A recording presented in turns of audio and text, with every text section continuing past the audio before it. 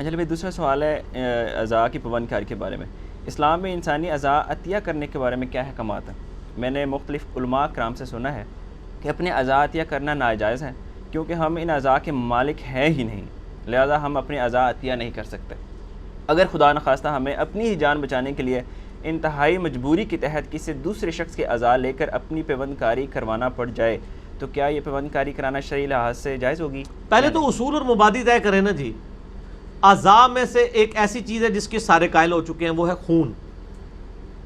خون chemically produce تو نہیں ہو سکتا، یہ تو بیولوجی کے دو ہی لا فائنل ہوئے ہیں ابھی تک۔ ایک تمام لیونگ تھنگس جو ہیں وہ پانی سے بنائی گئی ہیں، اور لیونگ تھنگس صرف لیونگ تھنگس سے ہی بنیں گی۔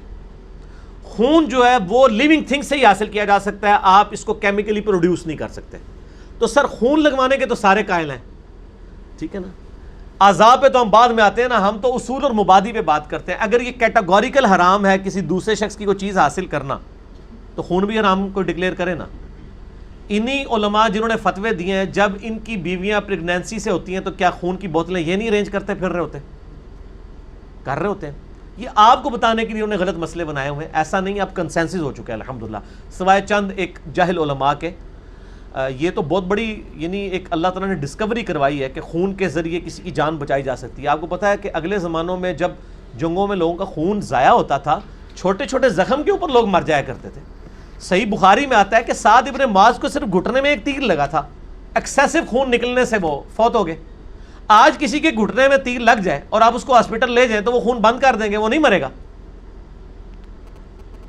ایسی دعائیں ہیں، یعنی یہ ٹیکنالوجی اس زمانے میں ہوتی تو کتنے لوگوں کی جانیں بچ جاتی۔ یہ تو بہت بڑی نعمت ہے اللہ تعالیٰ کی طرف سے۔ صحیح بخاری میں حدیث ہے، اللہ تعالیٰ نے کوئی ایسی بیماری نازل نہیں کی جس کی دوا نہ ہو، جب وہ دوا اس کے موافق ہوتی ہے تو اللہ کے اذن سے شفا ہو جاتی ہے۔ تو اللہ تعالیٰ نے یہ انسان کو ایکوائرڈ نالج دی ہے نا، the knowledge obtained through observations and experiments۔ تو یہ خون والا اگلے زمانوں میں جب جنگوں میں لوگ زخمی ہوتے تھے تو خون کے ایکسیسو نکلنے کی وجہ سے مر جایا کرتے تھے۔ خون کو روکنے کے لیے پھر داغ لگایا جاتا تھا، یعنی گرم کر کے نیزے کی نوک یا کسی لوہے کی چیز کی کو گرم کر کے نا اس زخم کے اوپر لگاتے تھے تو وہاں سے جل جاتا تھا، تو وہاں سے پھر خون رسنا بند ہو جاتا تھا۔ آج کل بھی آپ دیکھ رہے ہیں جو ماڈرن آپریشن ہو رہے ہیں نا، ان میں خون کی بوتلیں بھی ریکوائرڈ نہیں ہوتی ہیں، خون نکلتا ہی نہیں ہے، کیونکہ وہ ساتھ ساتھ ویلڈ کرتے جاتے ہیں، داغ دیتے جاتے ہیں۔ ٹھیک ہو گیا؟ تو اس زمانے میں یہ معاملہ تھا۔ لیکن اگر زخمی کو داغ دینے کے دوران جتنا خون نکل چکا ہے وہ اتنا نکل گیا ہے کہ اب وہ خون ڈالنے کی ٹیکنالوجی کوئی نہیں ہے، تو بندے نے مر ہی جانا ہے نا۔ اچھا، آپ کو پتا ہے کہ اس وقت بھی لوگ کوششیں کرتے تھے، خون لگایا کرتے تھے، بعض کا لوگ بچ جاتے تھے، بعض کا مر جاتے تھے، کیونکہ اگر بلڈ گروپ ڈیفرنٹ ہوگا، میرا بلڈ گروپ بی پازیٹیو ہے الحمدللہ، میرا بلڈ گروپ واقعی بی پازیٹیو ہے اور میں ہیوی بی پازیٹیو ہوں، پازیٹیو رہے، ٹھیک ہو گیا؟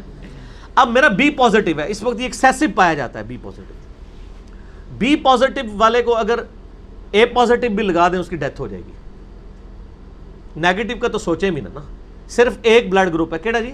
او نیگیٹو، ہاں وہ سب کو لگ جاتا ہے، ٹھیک ہے؟ او پازیٹیو، اچھا او پازیٹیو، اچھا بال یہ ہر بعد میں میڈیکلی آپ دیکھ لیجئے گا، میں ایسے ہی بتا رہا ہوں کہ اس وقت لوگ خون لگاتے تھے، بعض بچ جاتے تھے، بعض مر جاتے تھے کیونکہ کلوٹ بن جاتے تھے۔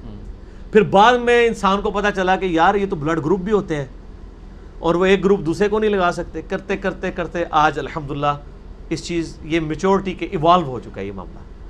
تو خون کے اوپر سارے قائل ہو چکے ہیں۔ جب یہ پوری ڈاکٹرائن کلیئر کریں گے نا، اب آپ اس کی جزیات میں آئیں، اعضاء کے اوپر آ جائیں۔ پھر خون کے بھی تو آپ مالک نہیں ہیں، پھر آپ کیوں لوگوں کو دیتے ہیں؟ پھر قرآن میں واضح آیا ہے سورۃ النحل کے اندر کہ جان بچانے کے لیے اگر آپ کو حرام بھی کھانا پڑتا ہے تو آپ اتنا کھا لیں کہ جان بچ جائے۔ اس میں خنزیر کے حرام ہونے کا، بہتے ہوئے لہو کا، مردار کا، اور جو چیزیں غیر اللہ کے نام پہ اس کا ذکر آیا کہ یہ نہیں کھانی، اور کہا کہ اگر مجبوری ہو تو بس اتنا لے لو۔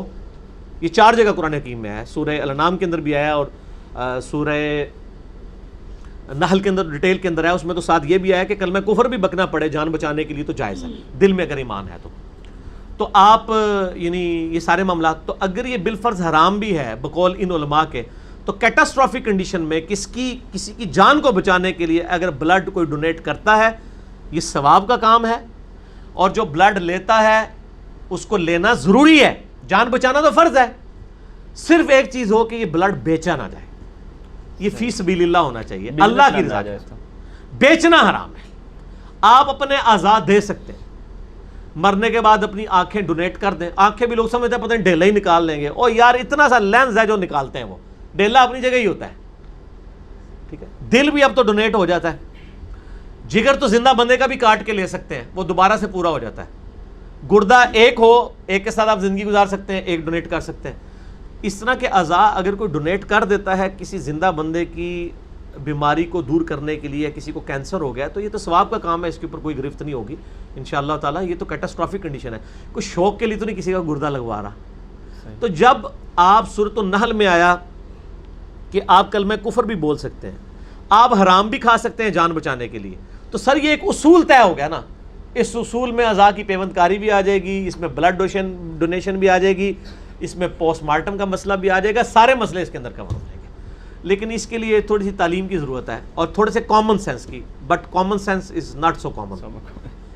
اچھا لذیذ بھائی، اس سے سوال نکلتا ہے کہ جو ایک حدیث ہے کہ اگر آپ نے کسی ایک بندے کی جان بچائی تو اس کا مطلب ہے کہ آپ نے پوری انسان، یہ آیت ہے سورۃ المائدہ کی، جس نے ایک جان کو بچایا اس نے پوری انسانیت کو بچایا، اور جس نے ایک انسان کو قتل کیا اس نے پوری انسانیت کو قتل تو کیا۔ یہ آرگن ڈونیٹ کرنے سے اگر بندہ کسی کی جان بچاتا ہے تو اس کے ایکویلنٹ ہو سکتا ہے؟ جی ایکویلنٹ ہے، کیوں نہیں ہے؟ اور صرف یہ جان بچانا نہیں ہے، کسی کی جان آخرت کے عذاب سے بچا لی جائے، وہ بھی جان بچانا ہے، جو ہم کام کر رہے ہیں، جو سب سے اعلیٰ درجے کا ہے۔ دنیا میں تو کسی کی 60 سال کی زندگی آپ نے بچا لی نا، جس کی اربوں سال کی زندگی آپ بچائیں گے، اسے اللہ کا تعارف کروا کے، اس کے پیغمبروں کا اور کتابوں کا تعارف کروا کے، تو اصل جان بچانا تو وہ ہے، ہمیشہ کی ناکامیوں سے بچانا۔